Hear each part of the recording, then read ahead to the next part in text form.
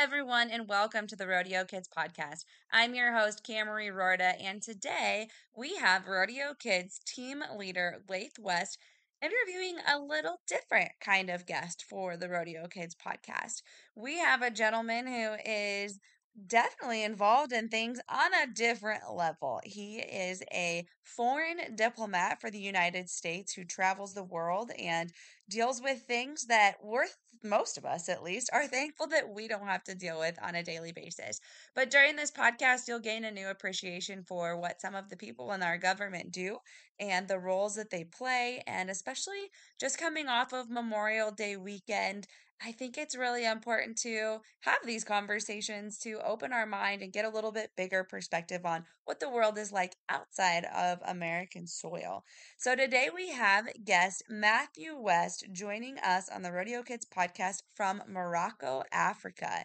He is full of information, and some of this will be a little mind blowing, and other times it'll make you think that he kind of lives a movie star life. So, without further ado, we would like to welcome Rodeo Kids team leader Lathe West interviewing his uncle and foreign diplomat joining us from Africa, Matthew West. World changer, history maker. World changer, history maker. Welcome to the RodeoKids.com podcast, where we empower youth to be their best selves through the values and traditions of the rodeo and Western lifestyle. Hello, welcome to Rodeo Kids podcast. Tell us your name, why don't you? Sure. My name is Matthew West. Nice. Tell us a little bit about where you are at the moment and what do you do for a living? So I am currently in Rabat, Morocco, which is in Northern Africa. And I am a U.S. diplomat, otherwise known as a U.S. Foreign Service officer. And I work here at the U.S. Embassy in Morocco. What does a diplomat do? That is a good question that I have been trying to figure out myself for the last 16 years. So my job in particular, we do a lot of different things, but my job in particular, I work on economic issues. So what's a few examples I can give? Recently, we worked with a U.S. company and another U.S. government agency to provide about $1 million worth of funding to get the U.S. company to work here in Morocco on green energy. It's like building green energy, solar energy here in Morocco. That's one thing. We also work on taking care of American citizens when they're traveling abroad. So if an American citizen here in Morocco has a problem, they can call us at the embassy and we can try to help them out. We work on, as you can imagine, political stuff, security stuff, defense, helping Morocco defend itself against whomever might cause any problems, and vice versa. Morocco helping the United States in the defense world. We do a lot of different things. Very hard to describe what a day looks like, but those are some examples. Yeah. So what made you want to choose that career path? That's a great question. I'm not sure if I chose it or it chose me. So, Lathe, as you know, I started out wanting to be a medical doctor and applied for medical school, got into medical school, and then decided I needed to take some time to think about what I wanted to do. So I came home, worked for my dad for a while on the farm, and then went back to studying science and finished a science degree, PhD, and then did a fellowship at the government after that. Instead of staying at a university, I did a fellowship with the government and working internationally, doing various stuff for the Department of Agriculture. And then ended up in the Foreign Service after that. It's been kind of up and down. Things have changed a lot, but it's been good. There's no one straight point to a career, I think. We know that you travel a lot and you've been in a lot of different places. Name all those places that you have been and lived. How about we'll start with the places I've lived, because the other list is kind of long and I probably won't remember all of them. But I have I have lived for the US government, I have lived in Iraq, in Baghdad, Iraq. I've lived in Tel Aviv, Israel. I've lived in Riyadh, Saudi Arabia. And then I was in Washington, D.C. for a while working, and now here in Rabat, Morocco. Those are my overseas tours. I've visited a lot of countries, most of European countries, a lot of Central American, North American, Asian countries. Kind of been all over the place, either for work or for fun. How long do you normally stay in those places? Is it 3 years mostly, or? That's a great question. It depends. The tour here in Morocco is 3 years. Some tours, depending on what we call a hardship, if the country that we're living in is very different from the United States, it's becomes somewhat difficult to live in. The tours are shorter, so sometimes 1 year, sometimes 2 years. It just depends. I see. Where has your favorite place been to live so far? Ooh, that's tough. My favorite place to live, it'd probably be Morocco. Morocco's been really great. Yeah.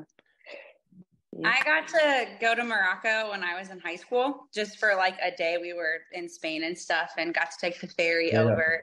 It was so cool. We got to go through the markets, and it was almost like I felt like I was being transported back in time, because there were donkeys pulling wooden wagons with milk cartons in them. And like, it was just such a interesting experience. And just getting from the ferry into town, I don't know what town it was, I just know it was Morocco. I'm sure you're more familiar with that. But just like all of the people walking barefoot and the towns of tents, and just that way of life, and everybody seemed happy. And it's just, when you come from America and that's like, oh my gosh, they're homeless, they must be poor, like their life must just be miserable.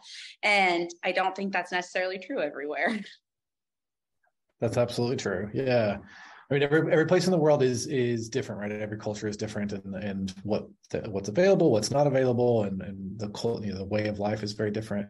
That's one of the big lessons I've learned in the Foreign Service. Is like, we in the United States think that, kind of, sometimes growing up, you think that everybody's like us, or every country is similar, and it's very different. But it's been great.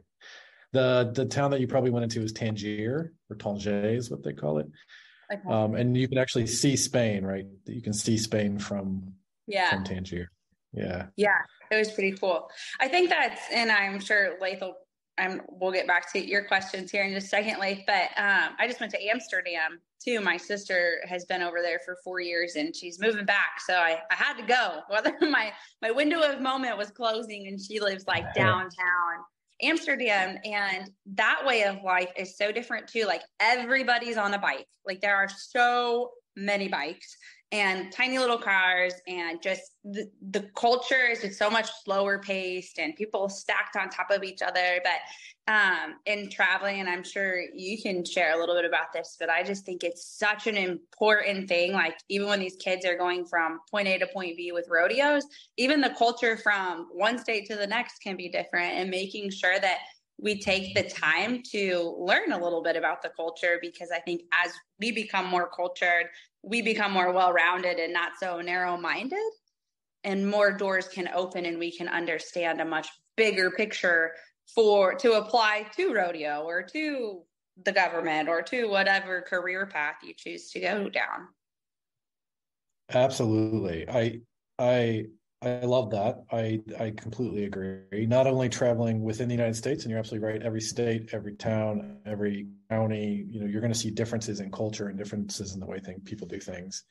But I highly recommend for anybody, whether it's if you're in high school or college or whatever, to take the opportunity to travel abroad, do abroad study, because just even if you experience a different culture for a week, it opens your mind to what's out there in the world and allows you to learn different things easier and things like that. So yeah, absolutely.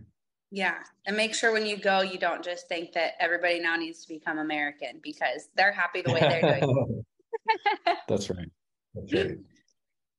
So I know that you have a new family, two kids and stuff. When you had to go to Africa, what were you thinking? How did you take that? Like, You mean with respect to Finn and Ginger, my yes, kids? yes. Yeah, so I'm in a very unique, I have a unique family situation. So I am what's called a donor dad with a friend of mine. Um, and we have two children together, a 3-year-old boy named Fen or Fennel, and our daughter Ginger just turned 1 in February. So my friend Karen is the full-time mom of our kids, and they live in Seattle. And I live my life. We luckily, as part of this, Karen and I are very good friends, and we agreed before we ever started this family together that Karen would be the full-time mom, and I could be involved, and my family could be involved in our kids' lives as much as we wanted. And I think it's worked out great. I think Karen and the kids are coming to visit my parents in Missouri, and maybe Lathe if you're back in the next few weeks.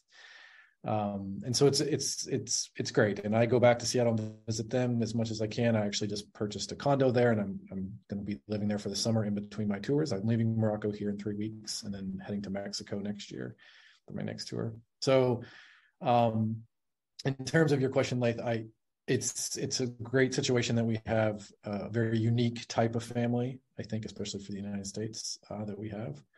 And it's worked out great. I get to see the kids. We FaceTime all the time. Karen sends videos and messages all the time, and the kids are doing great. That's cool. There's more than one way to do it. That's right. Being in different cultures, do you think that has formed you in any different way, being in the US only, like changed you at all? Yeah. Oh, absolutely. I think, my experience is I've been doing this for so long now that it's probably, lost its newness or veneer, but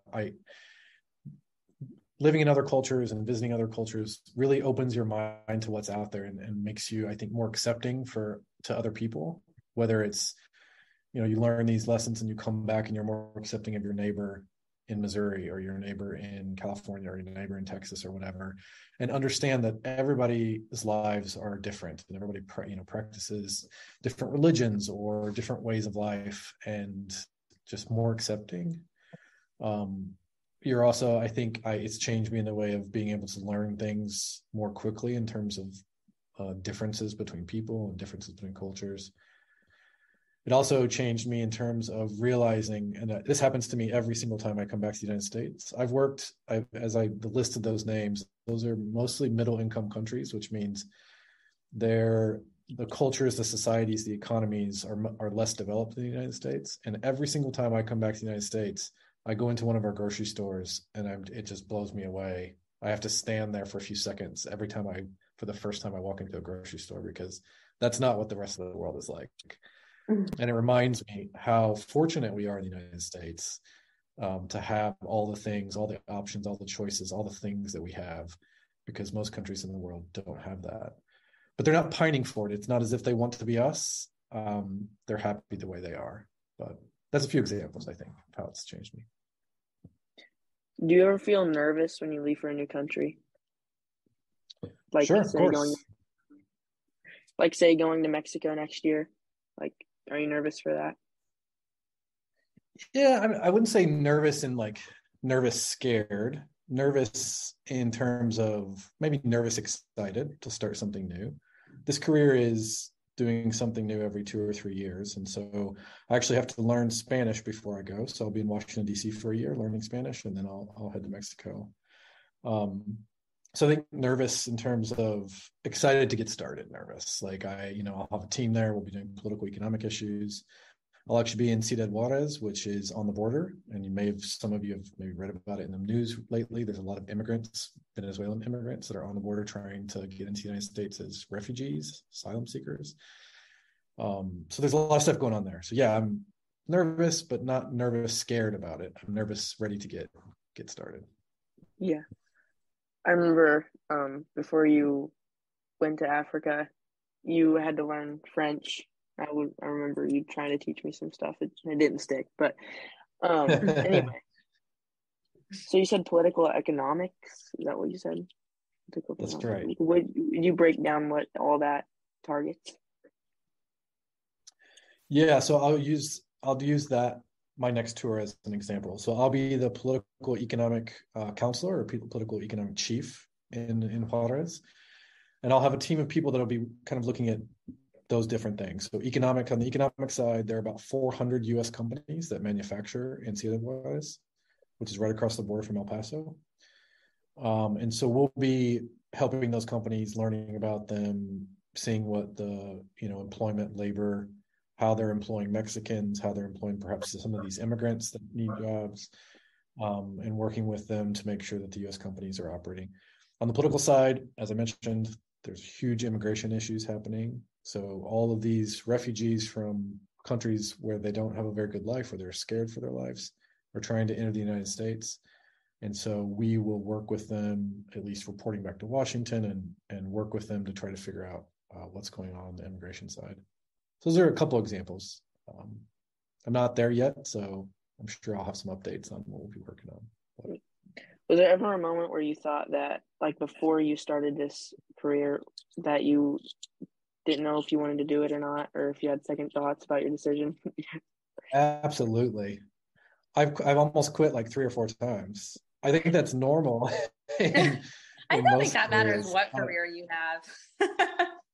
Yeah, I think that happens all the time. So when I first joined, like I said, I was in a scientific fellowship for the government, working in India and Mexico, in Nicaragua, and in different places. And I kind of liked the international work, so I was like, oh, I'll try the foreign service. And I promised myself I'd do 3 tours and then reassess. I can remember going to Tel Aviv. That was my first overseas tour. And when I got there, I did a year of economic work and then a year of what we call consular work. That's taking care of American citizens and also giving visas to people or interviewing people for visas to come to the United States. And I can remember that was the first time I was like, this is not for me. What am I doing? I was interviewing 150 people today in Hebrew, speaking Hebrew to them.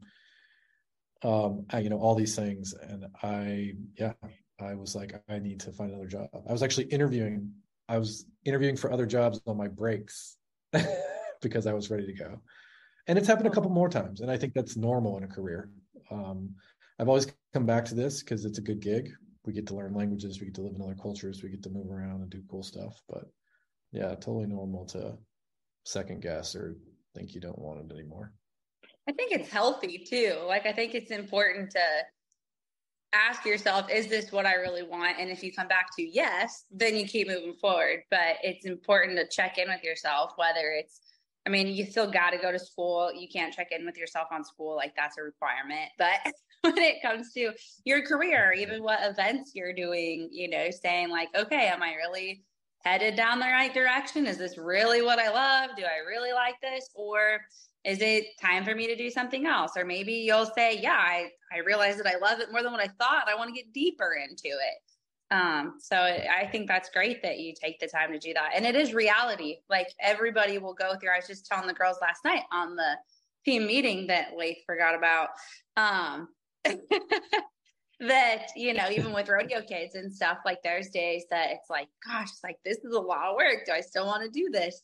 But when you take a step back and look at it, and it's like, wow, but look at the opportunity. But sometimes you have to put yourself in that frame of mind to really even see how far you've come, where you're at, and how far you can still go.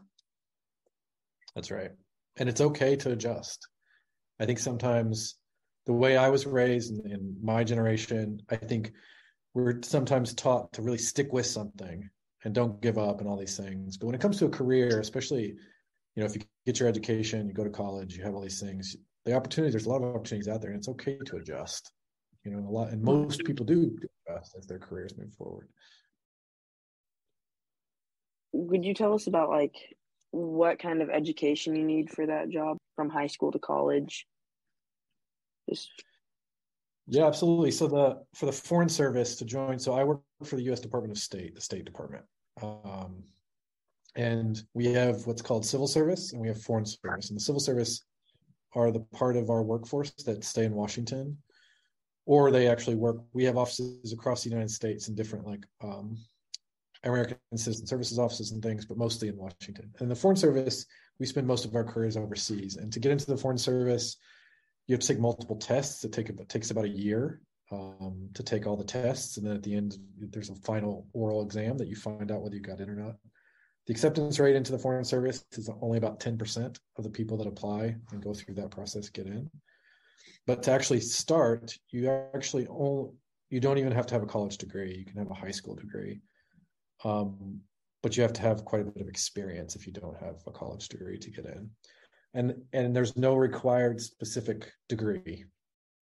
So I'm an economic officer. We have different areas of work: economics, politics, management, which take care of us at the embassy; consular, which takes care of Americans; and public diplomacy. And for any of them, you don't have to have a specific degree to get in. That's pretty interesting. What led you to this? Like, what made you want to even go down this path in the first place? Yeah, so when I finished my PhD, I decided that I wasn't sure whether I wanted to stay in academics to become a professor and continue to do research, like biochemical research. And one of the options available to me at the time when I finished was coming to Washington for a science and technology policy fellowship. So they bring PhD level scientists to serve throughout the U.S. government, the executive branch, and in Congress.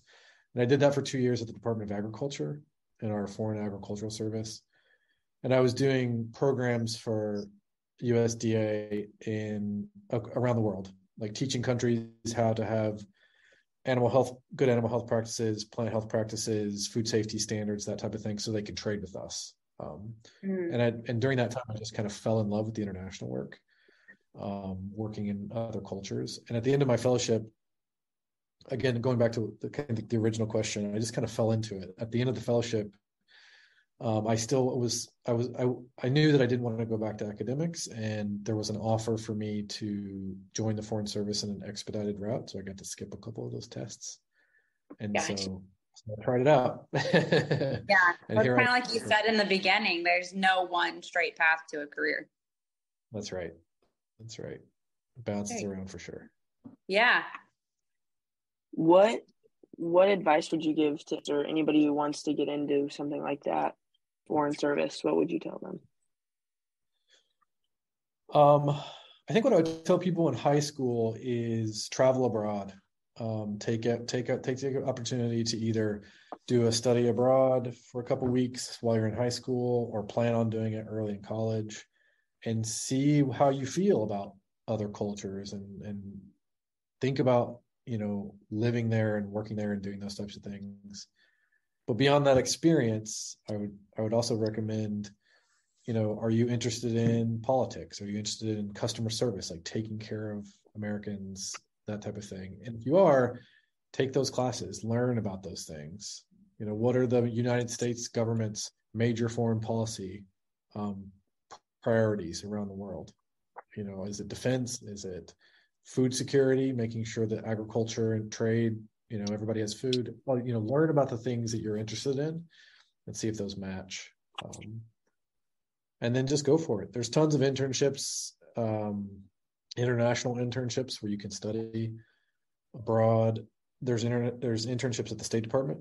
No matter where you're from in the United States, you can apply for these internships and come to Washington for a summer or for 10 weeks and work at the State Department in Washington. We actually have some internships for college students where you can actually come overseas for 10 weeks. And we provide, the embassies provide housing, and you work in a particular section and kind of experience this life. So bottom line, take advantage of all those international things. If this is something that you think that you might be interested in for a career, take advantage, learn as much as you can, travel. Is it pretty hard to meet people overseas, or is it pretty easy? That's a really good question. So for us, for U.S. Foreign Service officers, when we arrive in a new country, we have a built-in community, because we're in most places when somebody not from that country travels there, they're called expatriates. And so there's an expatriate community. And when we travel somewhere, when I go to a new post, a new embassy, I have a built-in community. And so it's easy to get to know our colleagues. We have what's called a community liaison officer at our embassies that, plans parties and outings and allows the community to get to know one another. So we work together, but also we spend personal time together. So in that respect, it's easy. Getting to know people outside of your embassy community, which I enjoy, is sometimes harder, of course, because we're from different cultures, depending on what languages you speak. Like here, I speak French, and most educated Moroccans speak French, but the main language here is Arabic, actually a very specific form of Arabic called Darija, and I don't speak it. And so, that's an example of how sometimes it's hard to make friends when the languages don't match up. And some cultures, like in Saudi Arabia, the Saudi people were very kind and generous people, but they like to kind of stay within their own family unit. So it's very hard to get to know a lot of Saudis. So every culture is a little bit different in that respect in terms of making friends. As we're in like a very technology type of way of communicating, like especially for kids late stage, like we didn't have smartphones we didn't even have cell phones when I grew up, and now we have Snapchat and Facebook and TikTok, and we can text and we can FaceTime, we can do all these things through a screen. What advice or tactics do you recommend for these kids who are like, well, I'd like to be more than just a screen communicator? How do you use that? Because I'm sure there's also things that you learn in other cultures that I think you pick up on that you don't learn in America because we're all have so many similarities. Yeah. So so I understand your question, you're asking how do we make technology work in terms of how do we go back to less technology, like when they're wanting to make those person to person in face connections? Oh yeah.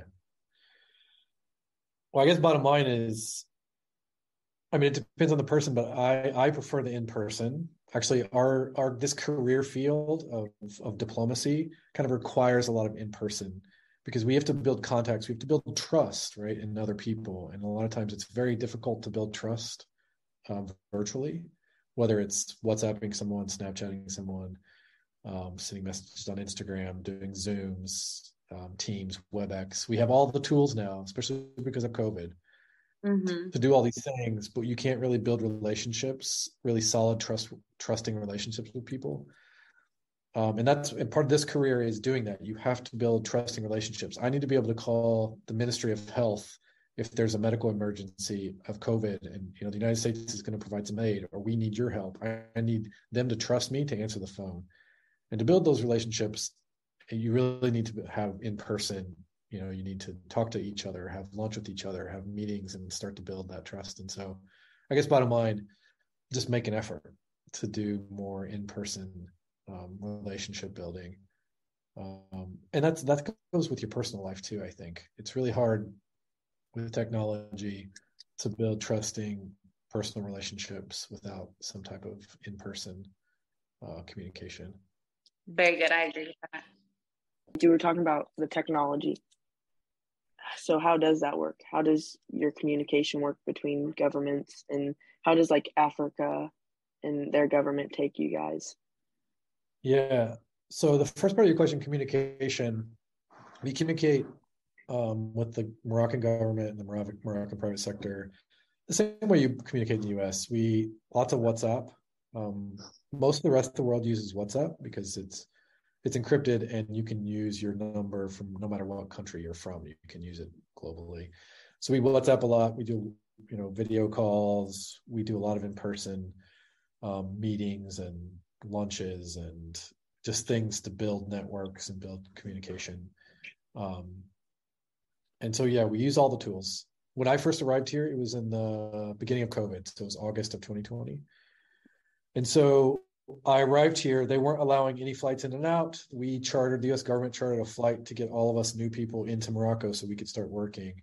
But when we arrived, we had to stay in our house or in our apartments for 2 weeks without leaving. I literally couldn't open the door. People had to deliver groceries. Yeah. And then for the first probably 6 months, I couldn't go and meet any of my Moroccan contacts. I couldn't get to know people. I had introductory meetings by video, but as I said, you don't really get to know somebody like that. So yeah, it's evolved. For the first year and a half, COVID made things very interesting for this job. Things are pretty much normal now. So yeah, so your first part of the question, like we use just kind of the normal virtual and in-person communication with people. What was the second part of your question? How does the government there in Africa, do they tolerate, like, do they mind you being there? Do they fine with it? Are you on good terms and everything? Yeah, of course. The United States government has a pretty good relationship with Morocco across multiple, sectors, whether it's, yeah, we have a good relationship with Morocco, so they treat us as diplomats pretty well. Um, but that's a good question because sometimes that's not the case in some parts of the world. Uh, we have embassies in places where the citizens as well as the government have a very challenging relationship with the United States, and so it can be challenging for my colleagues and people in those countries where they'll assign people to follow you around. They're kind of always watching you. They can do different things to make it uncomfortable because there's an uncomfortable relationship between our countries. But we deal with that and we try to fix things. Was there anything like that in Saudi Arabia? I feel like I remember talking to you and you had to wear these cloths or something like that. Were you forced to wear those or were those just for sandstorm stuff? No, for Saudi Arabia, there wasn't any required clothing. They did. So like so I lived in the capital of Riyadh, and if we left the capital, like say I was going to go driving to some sand dune outside of Riyadh, we as diplomats had to notify their Ministry of Interior, and then they would send someone with us.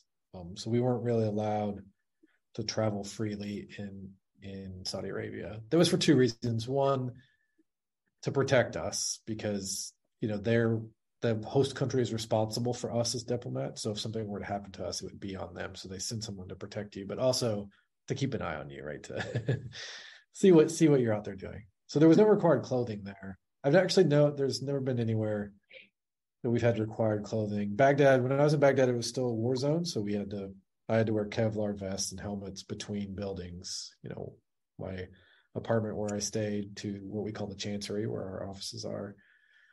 And so we had to wear, some heavy stuff there, but that's about it. That would be a little. Was there ever any close calls with that area? Not really. I mean, you get used to it after a while. There was, we'd have what we call incoming. So in Baghdad, we have technology around the compound that can detect incoming rockets and things of that nature. And so sirens would go off at all hours of the day and night. And it screams at you to incoming, duck and cover. And that happened all the time, but you kind of got used to it. And there was never really while I was there was never anything that came close to causing any damage or hurting anyone. Sounds like a movie. Sometimes it is like a movie. Yeah. So working for like the government side of things, have you ever met like any high officials? From the U.S. government? Yeah. Where do I start? I guess I started with the U.S. government under President Bush, George W. Bush. And I never met him. I think I saw him once from a distance. He was giving a speech at USDA. Since then, I've written speeches for and worked directly for Secretary Clinton. I've met President Obama and Michelle Obama several times. When they travel overseas, we have to take care of these officials. So you get pretty up close and personal. Secretary Kerry, John Kerry, Senator McCain, I was his what we call control officer. He visited Israel twice and Saudi Arabia twice, and I was his control officer 3 of those 4 times. So he's a very interesting person. Secretary Blinken was here recently, and I was his control officer, so I got to know him a little bit. Lots of senators and members of Congress. You get to know them pretty well when they travel. So other than McCain, I think Lindsey Graham, and then some other people who have retired that aren't around anymore. But it's kind of cool. You get to know these people that we all see on the news and see them in real life and see what they're really like. As you get to meet those people and who hold these high offices and make big decisions for our country. Is there something that they all have in common that puts them there? Yeah, I think everyone that I've met, members of Congress or very senior officials, there's an intense dedication to public service. They're there to represent the United States and our people and do and advance our entire country's interests. And you feel that from all of them. They're dedicated to the United States and to public service and to our people. And I think that's common across parties, across no matter what. That's the common thread. That's good. That's the goal. Yeah, absolutely. When you come back home, is it become like overwhelmed with what all we have here? Is there ever like a shortage of anything where you are? Yeah. So when I come back to the United States, I am no longer overwhelmed by it. I used to be when I first started out doing this, especially when I was at USDA and I'd go to Central American countries or to Southeast Asia. I would be there for a week or two and I would come home and it would just hit me, like whether it's our transportation system or the grocery stores or whatever, it would overwhelm me a little bit coming back. That doesn't happen anymore. I'm more like thankful now when I come home. It's more like, oh, it's so nice to be back in the United States. And in terms of shortages, absolutely. I mean, our different parts of the world have different supply chains, have different ways of getting products. A lot of the food products here in Morocco, not on the agricultural side, but on the processed food or cheese or things of that nature, are imports. They import from Europe and some from the United States. And sometimes those things break down. So you can go to the grocery store one week and pick up your favorite cheese or favorite dairy product or whatever, and the next week it won't be there, and it might not be there for a month or two. So it's different in that regard, I think, than usually what happens in the US. So does food tell a lot about a culture when you're over there and in different? Yeah, that's a really great question. I think food is one of the biggest descriptors of a culture. And I found that most countries that I've lived in, the people are very proud of their food and they use it as kind of not only to build relationships with people, but to describe their culture, to describe themselves.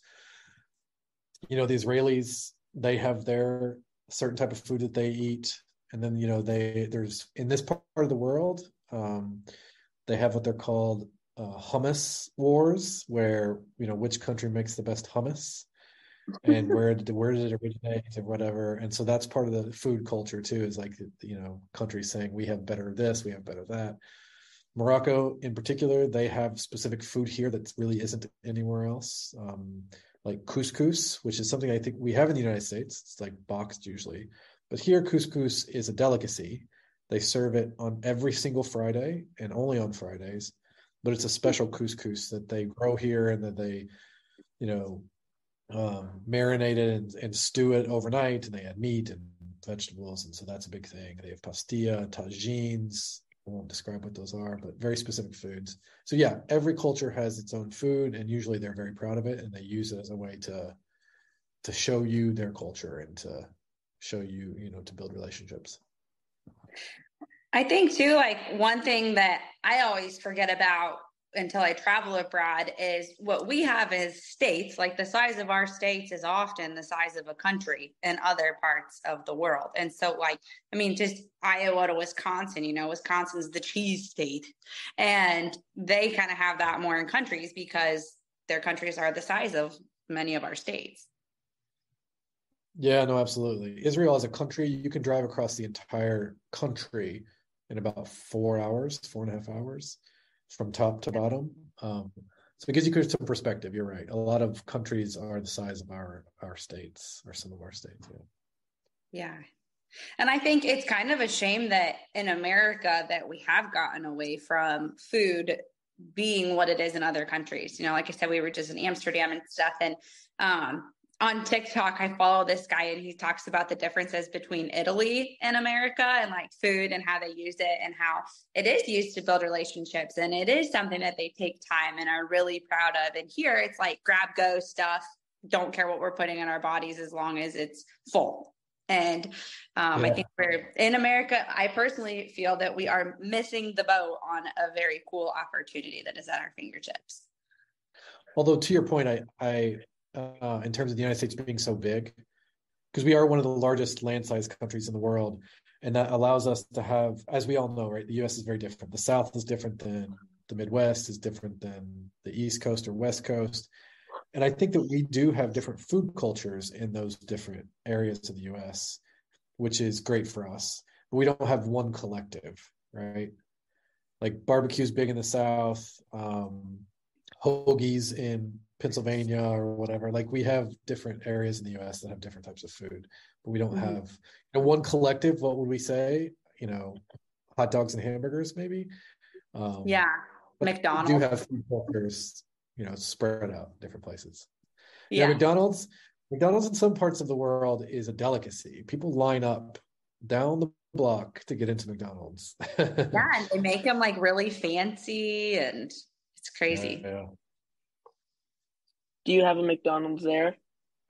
Of course, we have lots of McDonald's. McDonald's is a franchise, so and they're international. So what McDonald's corporate in the United States will do is they'll sell a McDonald's franchise to usually a family, not just one person, but a family in a country. And that one family will then own all the McDonald's in that country, but they pay the franchising to the US McDonald's. And McDonald's is very strict. I know a lot about this because when I lived in Israel, I was trying to get McDonald's to open in the Palestinian Authority. And so I talked to a lot of executives at McDonald's. It's very interesting. But they require all McDonald's around the world to use the same type of species of potato for their French fries. Same standards of cleanliness and everything. It's kind of cool. That's interesting. That is cool. Yeah. And here our people are forgetting our sauces and stuff. Yeah. Always, yeah. Yeah. So I know the weather, like, it's crazy in all parts of the world. But what is, out of all the places you've lived, the worst weather you've had or had to deal with? Saudi Arabia. It is in the summertime there, and the summertime starts around May to probably November. And it can get to 120 to 130 degrees Fahrenheit. Wow. In the middle of the day. And I would usually, and it's very, very dry because it's desert. So it can be very dangerous. So you don't really realize that you're sweating because the sweat evaporates immediately. So it's not like you're sweating, you know that you're sweating. So you can be dehydrated very quickly. And in the winter time there, the temperature goes down, but then there's sandstorms, and the sandstorms are complete blackouts. You can't see 5 feet in front of you. And they'll cut, the sand comes in from under the doors and the windows and it gets into your house. So definitely the craziest weather was in Saudi Arabia. Sounds like a miserable place to live.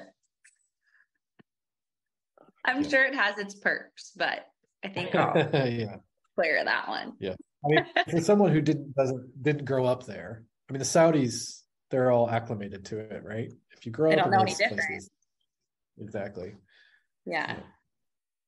I remember when we went to Arizona, like I'm from Iowa, and we went to New Mexico for the high school finals when I made it in high school. And it was like 105 degrees. And my dad could not figure out why our air conditioner wasn't dripping water. So he called the camper guy, and the camper guy's up there, and he's like, it's working. I'm like, there's nothing wrong with it. And I was like, well, why isn't it dripping? Like, it can't be working right because there's no water coming out of it. And he's like, what are you talking about, dude? And well, it's because it's a dry climate, so it evaporates. Yeah, so that was yeah. So us Midwesterners, we had no clue that water didn't always drip out of air conditioners. That's right. Yeah, we're taught enough. Was there ever a time when you thought about staying with Nana and Granddad or staying home and working on the farm and stuff? Or will you always get out and go? You mean when I was in high school, like way back when, or since then? No, like way back when. Like when you were just starting your career. Yeah, no, not really. I I mean, Lathe, I came back home and worked several times. I think when I left high school, I went to college. We lived in Nebraska at the time. I left, went to the University of Nebraska Lincoln, and then I think I came back for the first summer home to work, and then didn't come back again for a few years. And then after undergrad, like I said, I applied for medical school, got in, but decided I needed to wait a while, so I went back. They lived in Missouri at the time, so I worked that summer. I've never considered, actually, that summer when I worked there, like your dad was in high school at the time, but I considered actually going to vet school at that point and working on the farm, but that didn't pan out, and I did something different. Yeah. I assume that you never wanted to further your bulldogging career after the summer. You've heard that story too many times, I think, Lathe. Yep, I'll never forget it. And your dad was scared of my revenge after that happened. Oh my goodness. So we got to tell the story now. Yeah, we do. I'm waiting. We were we had probably just finished like a 12-hour day of work, and we had some roping calves in an arena, and my brother was on the back of a horse and he roped one. He's like, bulldog it. And I was like, okay. So I walk over to bulldog it, and I don't know, I still to this day I don't know what happened, but I got it to the ground, and somehow it turned me over and rolled over my face, and rolled over my head and broke my nose on the ground. Oh, It didn't hurt too bad, but it was bleeding a lot. And as soon as I stood up, Luke jumped off his horse and took off running. But yeah, that's the story. oh gosh, that's funny. So were you ever into rodeo? I was not. No, Luke got into rodeo. So we lived in my parents owned a feedlot in northeast Nebraska, and we ran, I don't know, around 10,000, 12,000 head. And when I went to college, the first year I went to college, my dad hired a new kind of bunk chief or whatever to work at the feedlot, and he happened to be an former NFR bareback champion. And so Luke got to know him, and that's how Luke kind of got into rodeo. It wasn't really something that we had horses and stuff that we used to work around the feedlot, but so that's kind of where Luke got started in rodeo. Gotcha. Like I didn't realize after I that. left home. Yeah. Yeah, I've got 2 brothers and 2 sisters, and I'm the only one that has anything to do with it. So I'm familiar. Yeah. Yeah. Yeah. So when you were at home, and like, did you, like, what were you thinking about doing? Like, did you always think that you would end up in the foreign service, or did you? No. Thinking? So I started out wanting to be a medical doctor. And honestly, I think I wanted to be a medical doctor because when I was growing up, being a doctor or a lawyer was like the thing, right? Because my family, both sides, your great grandparents, Lathe, both my grandfathers were farmers, crop farmers, and they had cattle. And so to get out of that or to be a doctor or a lawyer was like, impressive. If you had that was what you strove for. And so I think that's part of it. That's what I wanted to be. And I did that, right? I got an undergrad to be able to get into medical school, but then from there, you bounce around, you find what you like.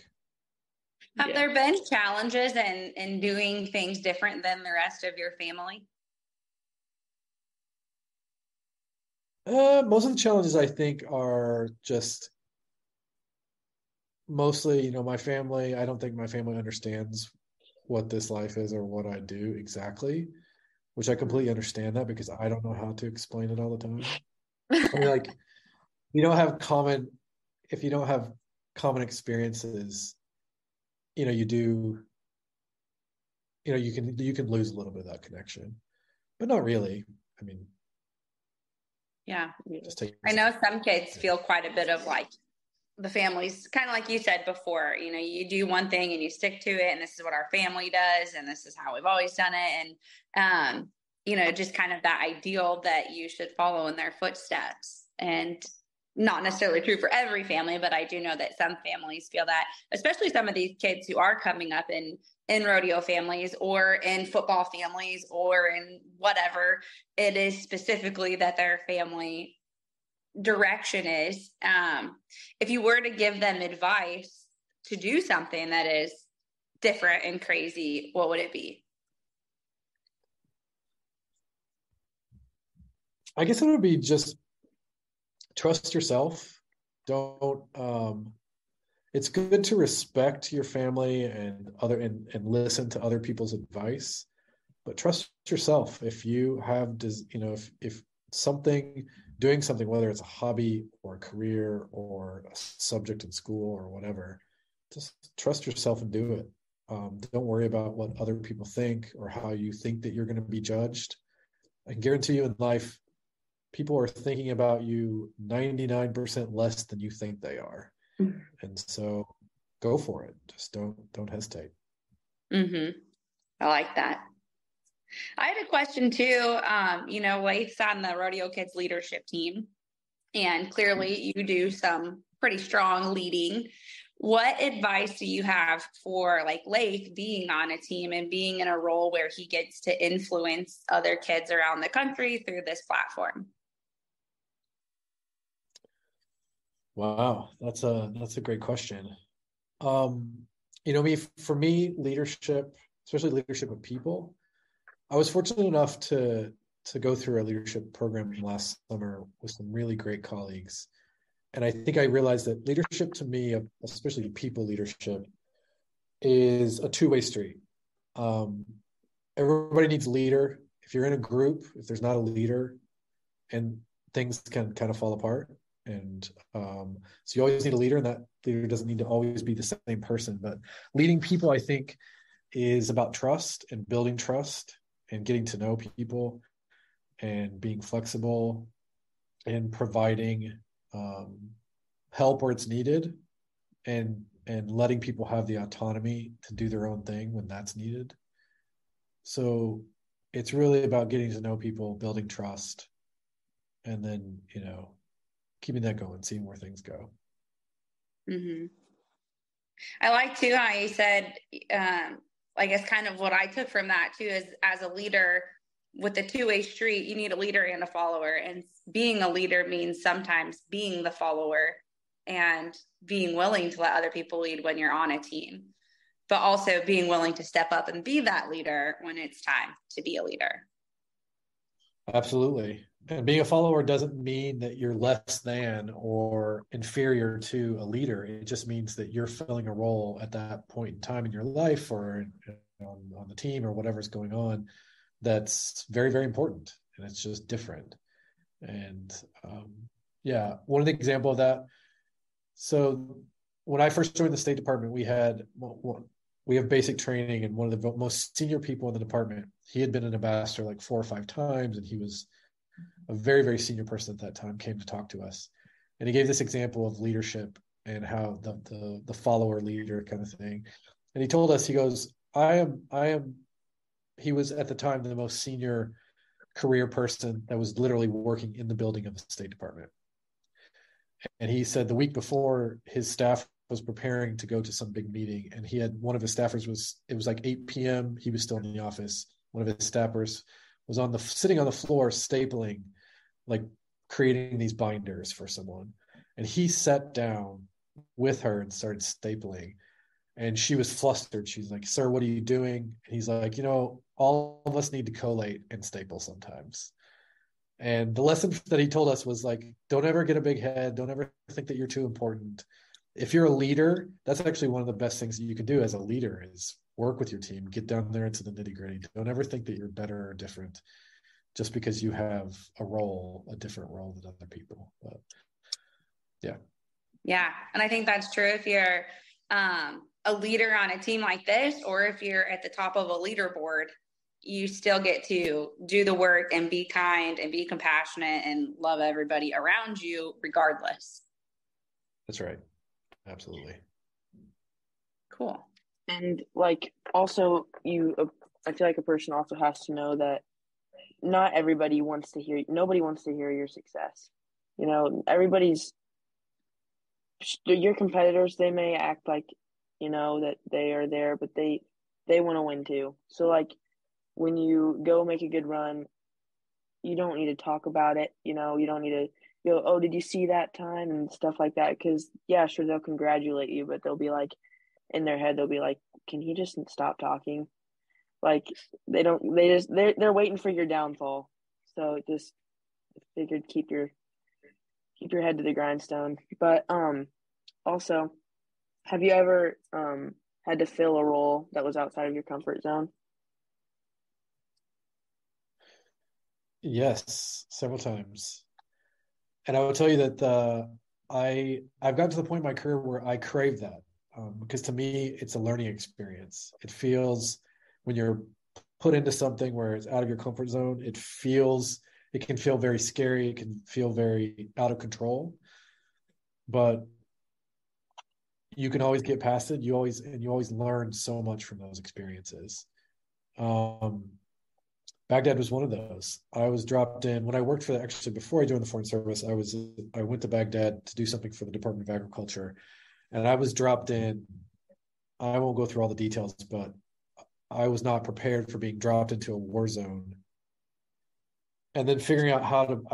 I did, no one really told me how to do going from the U.S. Air Force military base to our embassy, and all the Black Hawk helicopters and the armored vehicles and all these things, and then get there and then do all these things and have security escorts, and then try to work with the Iraqis to train them on, trade practices, and, having to leave because there was a terror threat. You get dropped into something like that and it can be scary and out of control, like I said. But afterwards, you've learned so much. It's called developmental learning. You don't really learn developmentally unless you're thrown into those things where you just feel out of your comfort zone.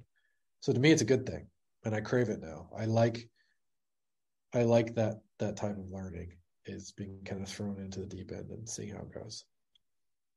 Were there ever people around you that crumbled in that situation? Of course. And I think there was moments that I crumbled. I mean, I got back up, but I think that's normal and it's natural. And if you're not accustomed to that type of being thrown into things, it's okay to, first of all, failure is how you learn. There's nothing wrong with failing.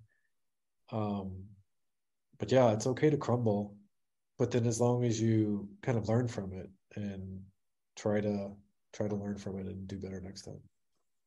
Yeah, I love that. We have a phrase that we like to use: win or learn, I never lose. Yeah, I like that. Yeah. What advice would you give to a person who feels like they don't have control and just clustered with their life and doesn't know what to do? Yeah, that's tough. I mean, I guess what I would tell someone in that situation is that a couple things. One, you can always change your circumstance. It may be hard, it may be difficult, it may be about making choices that you really don't want to make or that you think are too hard. But no matter the circumstances, you can always make changes. And those changes can be small and result in a bigger change in your life, or those changes can be huge, like pulling up stakes and moving across the country.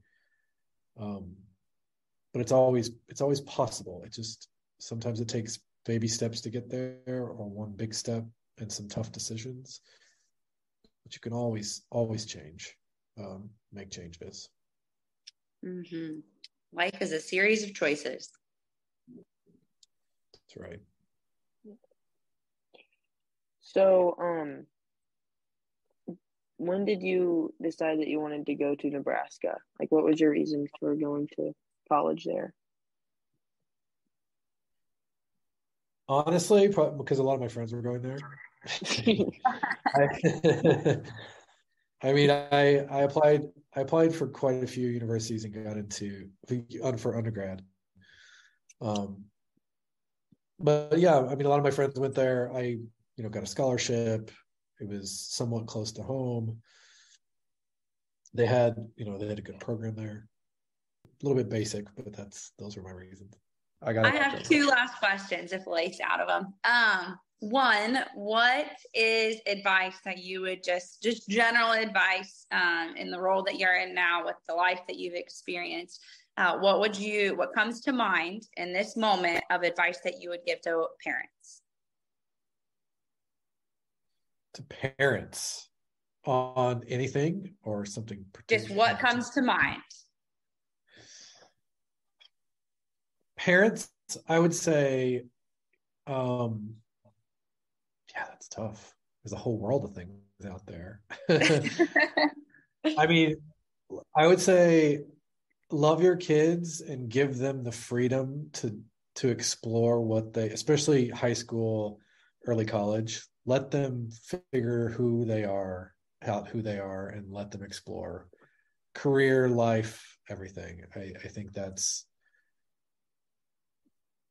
and I'm not saying that because I think parents aren't doing that. I think that's just a very important aspect, is giving your kids the freedom to figure out who they are and to explore, and without judgment. I like it. Okay. And then my second question is, what advice in this moment do you have for Lathe and other kids? Stop sending me Marco Polos? No, that's not. Just kidding. I'm just kidding. No, I'd say, Lathe, you're in an amazing part of your life right now. And I think everything, rodeo and what you've got going on outside of school aside, just life generally is going to just get better from here in terms of relationships, learning what it is that you want to do in life. High school is one thing, college is a whole nother thing. And it just keeps getting better in terms of coming into yourself and learning yourself. And my advice to you is just take advantage of that. Don't hold back. Don't worry about what other people have to say or what they think. Just embrace it and have fun. Will do. Amen. That was a good one. Awesome. Well, thank you so much for joining us. This was cool to learn about. This isn't usually the kind of guest that we have on the Rodeo Kids podcast. So it's awesome. We like having a variety, and it's important to know this kind of stuff, even if you aren't in a place that you get to travel a lot, or maybe you don't have the means to do that.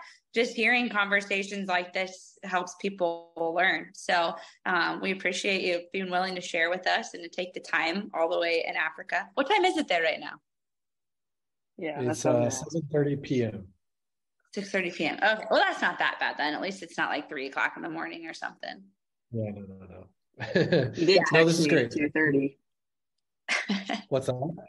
I said you did text me at 2:30 this morning. I was having my coffee. That's my morning. My work morning. Yeah. No, thank you for having me. I really appreciate it. Thanks for the invitation, Lathe. By the way, you're my only family member I can have on this thing, so feel special. Thank you. Yeah. You can have your dad on here. Portland. I already interviewed his grandpa, so yeah, he doesn't get to use that one. But yes, thank you so much, and thank you for what you do. I absolutely have no desire to ever work for the government, so I appreciate those who do. So thank you. Thank you. Takes all kinds everywhere. It was good talking to you. I'll see you sometime. I'll be back this summer, so I'm sure I'll see you then. All right. See you later. Thanks again, guys.